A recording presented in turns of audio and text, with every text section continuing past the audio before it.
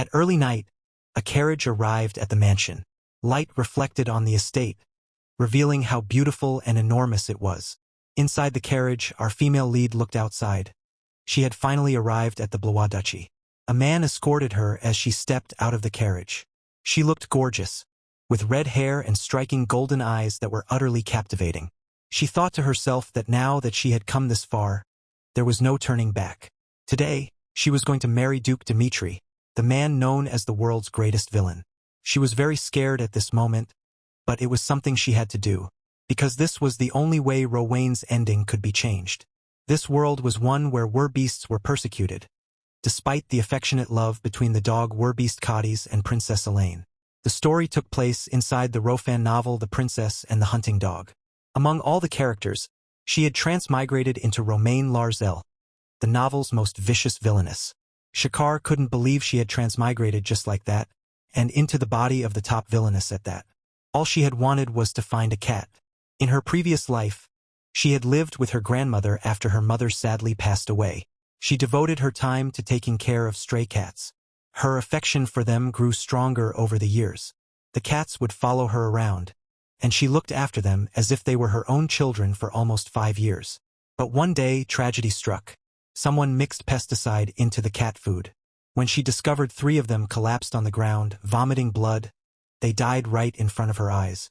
Unsu was very angry. How could someone put poison in their food? Today, she decided to take them to her home. If she had moved just a little faster, maybe she could have saved them. Her grandmother comforted her, telling her that it was not the time to cry, and that they didn't even know if one of them might still be alive. That night, she decided to go out and look for the last cat. The visibility was poor, and everything around her was completely dark. As she searched, her torchlight went off. She was relieved that she had bought some extra batteries for the torch. While she was replacing them, the infamous assassin, Truckcoin, suddenly appeared in front of her. And for Truckcoin, the mission was a success. For her, everything went black. Then she heard the crying of a cat. She saw the 4 of them floundering around, trying to find the light. When she opened her eyes, she ended up here. The first thing she thought was, what if she couldn't get out of here? The cats she loved were all gone.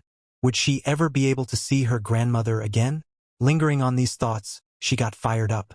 She didn't have time for the luxury of wallowing in sorrow. Now that she had transmigrated into Lady Rowain's body, she had to find a way to survive. In the original novel, Lady Rowain was blinded by greed and power. She even became the elderly emperor's concubine. After committing all sorts of atrocities with the power she wielded, she was killed miserably in the end. She did not want to die like that. However, when she came to her senses in this world, the original Rowain had already done everything necessary to become the emperor's concubine. To change the novel's ending, she had created a plan. Instead of her older sister, Linear, she would enter into a contract marriage with the novel's villain, Duke Dimitri. The Blois Duchy possessed power strong enough to rival the imperial palace. Because of that, the palace had made every possible move to keep the duchy in check. Therefore, if she married Duke Dimitri, she could avoid becoming the emperor's concubine. As for Linear, she was Lady Rowain's half-sister. After their father, Count Larzel, married Rowain's mother, Linear began to suffer mistreatment. Eventually, she was married off, essentially sold, for a large dowry. Rowain believed it would be better for Linear if she married in her place. However, there was one major problem. Lady Rowain had always despised werbeasts, and the husband she was about to meet was a feline werbeast. She cried as she thought through her plan. She had no idea whether it was a good idea or not, but it was probably better than dying. And so, on the morning Linear was supposed to marry Duke Dimitri, Lady Rowain barged into her sister's room, shocking her. She walked straight up to Linear and told her to take off her wedding gown immediately. We have to change clothes before night arrives. Linear, crying, asked her why she was suddenly acting so kind. But Rowain said they didn't have time to talk and urged her to hurry.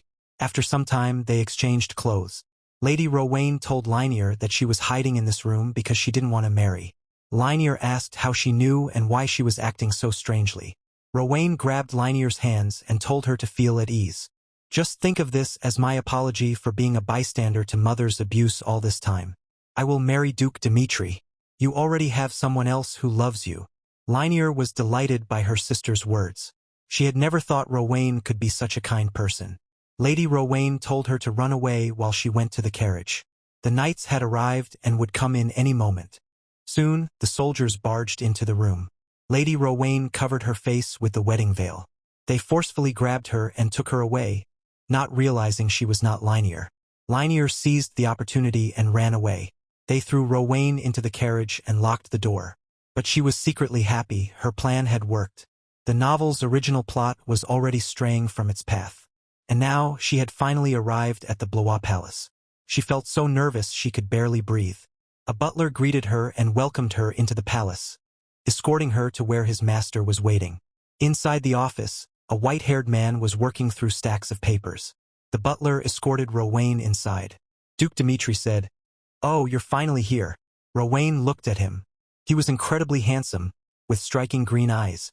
For a moment, she was captivated. She pulled herself together. She didn't have time for this. "Focus, Lady Rowain. Focus." Duke Dimitri said that since they would soon be married, it would be better for them to at least recognize each other's faces. He stepped closer to her. He was taller than she had expected. As he reached up to lift her wedding veil, nervousness surrounded her. Considering that he was a feline werbeast, she decided to close her eyes. When meeting a cat for the first time, one should slowly blink to convey no ill will. A greeting cats often use. So she slowly blinked at him. To her surprise, he looked baffled. He asked her if she had lost her mind. The wedding veil was lifted. Tension filled the air. Then he said coldly that she was not Linear, the one for whom he had paid the Count a large sum of money. My package has been switched." Duke Dimitri looked at Lady Rowain sharply. "Why are you here instead of Linear?" She hadn't expected to be exposed so quickly. Her mind raced as she struggled to think of an explanation. Dimitri stepped closer and placed a hand on her shoulder, making her even more nervous. In the novel, Duke Dimitri of Blois was portrayed as capricious, cold-hearted, and cruel. She had to answer carefully. "I am Lady Rowain Larsel," she replied steadily, "and I came of my own will to marry you." The Duke smirked. "Marry you? Marry someone who deceived me?" She realized at once that her plan had failed. Swallowing her pride, she bowed her head slightly.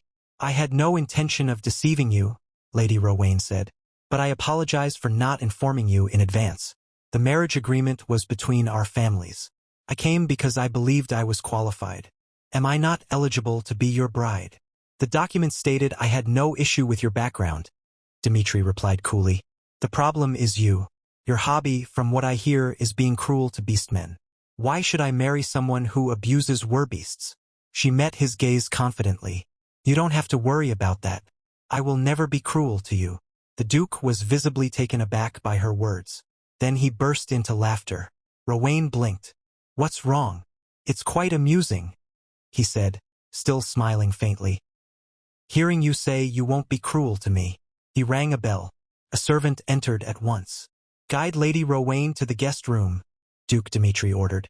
The butler gestured for her to follow, and she obeyed. Their first meeting had been intense. She couldn't read the Duke's expression at all. However, since he hadn't thrown her out, it meant he had no immediate intention of rejecting her. For now, that was enough. The butler escorted her to a simple guest room and informed her that if she needed anything, she could pull the bell string. She thanked him politely. Standing by the window, Rowain looked out at the dark grounds of the duchy. In the original novel, Linear had been guided to a luxurious room on the 4th floor, the chambers reserved for the Duke's family. In contrast, she had been placed in a modest guest room. It was clear that Duke Dimitri did not acknowledge her as his wife. Though it wasn't ideal, she was relieved for the moment. She glanced at the clock. Soon it would be midnight. Would the Duke be able to reach his room safely? In the novel, the Duke of Blois suffered from a curse, a magical affliction that poisoned his body and forced him to live in constant, unbearable pain. It was the top secret of the Duke of Blois. Since she already knew this from the original story, she intended to use it to her advantage and strike a deal Duke Dimitri could not refuse. Meanwhile, in the office, the butler poured a glass of wine. "What do you plan to do with her?" he asked carefully. Duke Dimitri remained silent for a moment. Even he seemed uncertain. "Isn't she one of the Emperor's women?" The butler continued. "I heard that not long ago, at the royal banquet, she kissed Hermann Hesse in front of the Emperor." The Duke frowned slightly. An unpredictable woman had suddenly appeared as his bride. What were her true intentions? Suddenly, a sharp pain struck him. "My lord, are you all right?" the butler asked anxiously. His illness was acting up again, so he decided to go and rest. The butler said he would escort him to his bedroom. The butler escorted the Duke and then left the room. Inside the darkened room, Duke Dmitri lay on the bed as the pain intensified. It felt as though poison was spreading through his veins. His thoughts drifted unexpectedly to Rowain. Her scent, it had been strangely pleasant. So pleasant that it almost eased his headache. Suddenly, the door opened slowly and quietly. Even in his weakened state, Dmitri noticed immediately. "Shaddam," he whispered. A snake-like shadow materialized from the darkness and coiled around the intruder, restraining her. Dmitri's eyes turned cold. "I treated you as a guest, and now you sneak into my bedroom." He stared at her dangerously. "What is your intention? Or should I kill you for daring to annoy me?" Lady Rowain was trapped by his magic, unable to move. She could feel his impatience and his killing intent. She had to act quickly. Noticing the strain on his face, she understood that his illness was flaring up. "The pain you're in," she said urgently.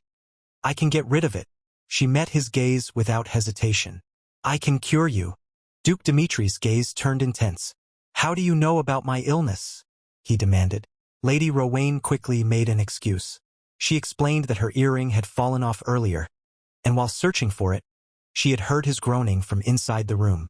That was why she had approached his door. As she spoke, his pain surged again. His head throbbed violently. With a sharp breath, he released her from his magic. "Leave. Right now," he ordered coldly. But Lady Rowain stood her ground. "I have the ability to heal," she said firmly. "Please give me a moment. If you believe I'm lying, you may punish me however you wish." He did not believe her. His eyes darkened. "I told you to leave." Suddenly, he grabbed her wrist and pinned her down. "I warned you not to come close to me," he said in a low voice. "If anything happens, it will be your fault."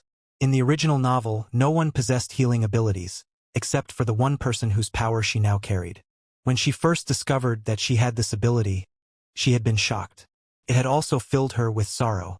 If she had possessed this power before, perhaps she could have saved those kittens. That thought had given her the idea. She would use her special power to strike a bargain with the Duke. It was simple. If she could cure the Duke of Blois and gain his favor, they could establish a contract marriage. Under the protection of the Blois Duchy, her safety would be guaranteed.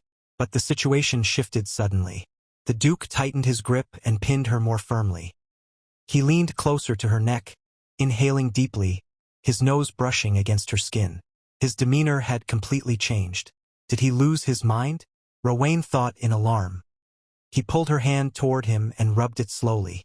"This scent, it makes me feel good," he muttered. A realization struck her. Since he was already touching her, she could use her healing magic on him. Rowain began channeling her healing power. A warm, luminous aura filled the room. The Duke stiffened.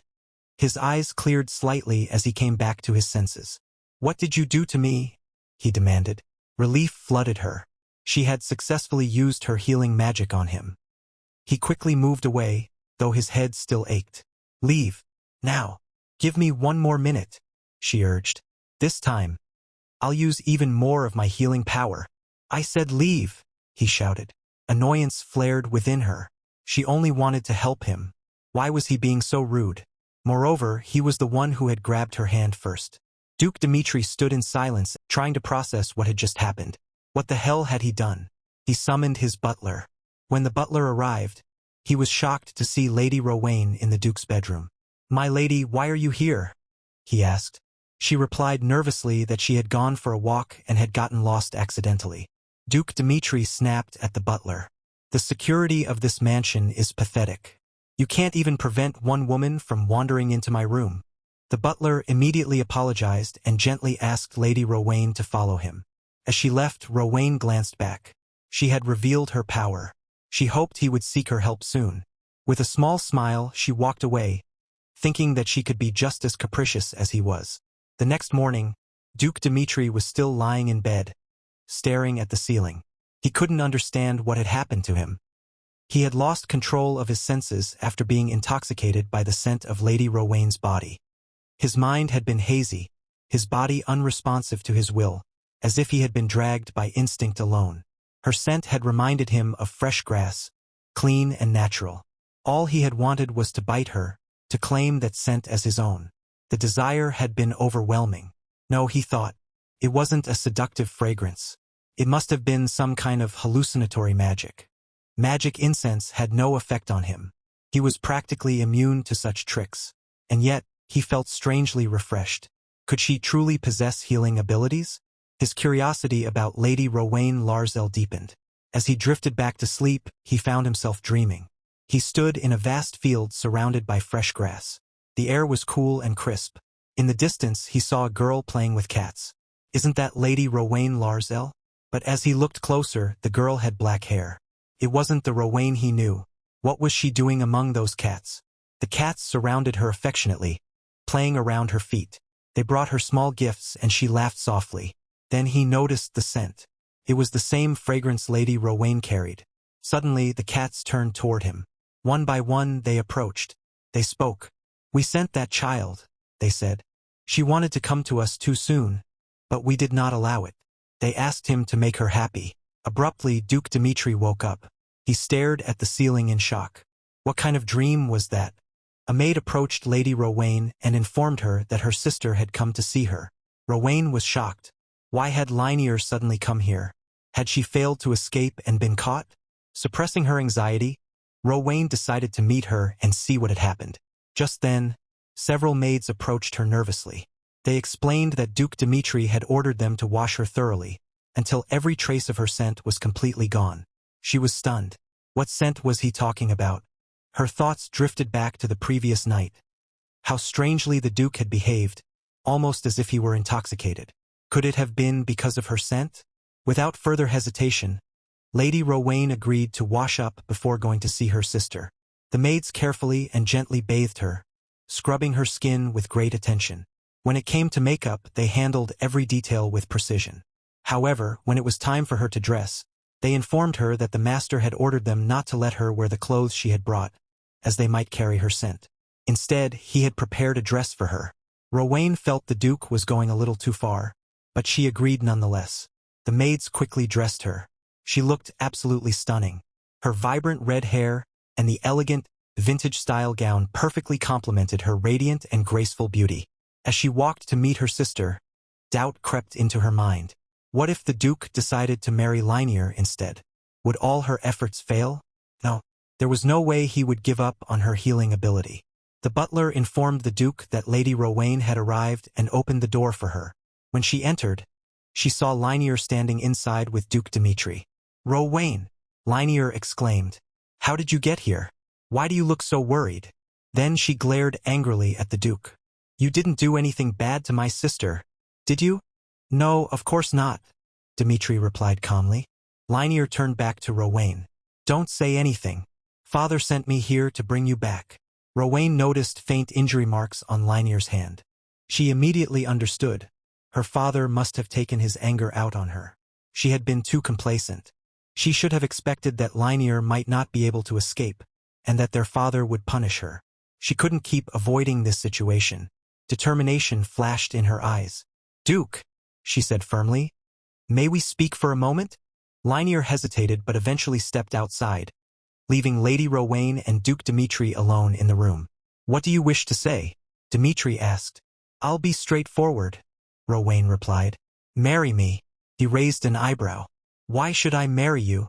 I don't want to be sold off as the Emperor's mistress," she said evenly. "And don't you want to avoid being forced to pair with the Emperor's illegitimate child, living under his constant scrutiny? In this world, beastmen were treated as a slave class. Duke Dimitri of Blois had been born after the previous Duke of Blois assaulted his mother, who had been a slave. Despite being of ducal blood, he had been treated like a slave himself. On the battlefield, when all the young lords of Blois had perished, he alone survived and achieved great merit. That was how he became the Duke, a Beastman Duke. An unprecedented event. The only capable Beastman Duke in history. The imperial family viewed him unfavorably. They were uneasy about his strength and too prideful to marry him to a legitimate member of the imperial family. Don't you want revenge against the imperial family? Rowain asked quietly. Dmitri studied her carefully. He was impressed by how much she knew about him. The situation makes it urgent for me to marry, he admitted. But it doesn't have to be you. Then let me be your bride instead of my sister, Rowain said firmly. In return, I will use my ability to help you. His eyes narrowed. She was remarkably confident, and she seemed able to distinguish his curse. Let's help each other, she continued. But I have conditions. He remained silent, allowing her to speak. First, we will maintain our marital relationship only in public. Privately, we will remain independent. You may have mistresses as long as they do not tarnish my name. Second, after 3 years, we will divorce. And third, we will treat each other with respect. If you refuse to respect me, then we will mutually disregard each other. The Duke gave her a long look. You claim you want nothing, yet you've planned everything in detail. He watched her suspiciously, but she remained calm. After a moment, Duke Dmitri said, I have a condition of my own. You must tell me about the perfume you're using. Rowain blinked in confusion. I'm not using any perfume. His expression darkened instantly. Suddenly, he grabbed her and pulled her toward him. A strong scent is coming from you, he said in a low voice. And you still deny it? His gaze burned intensely. If you intend to seduce me with this perfume, he continued, you should reconsider, because right now, I want to devour you. It seemed Duke Dmitri had once again lost control of himself. And that's where the story ends for today. What will the Duke do this time? Will Lena be able to convince him with her conditions? And is there any chance Lady Rowain will return to her real world? See you in the next part. Thank you for watching. Don't forget to like and subscribe to the channel.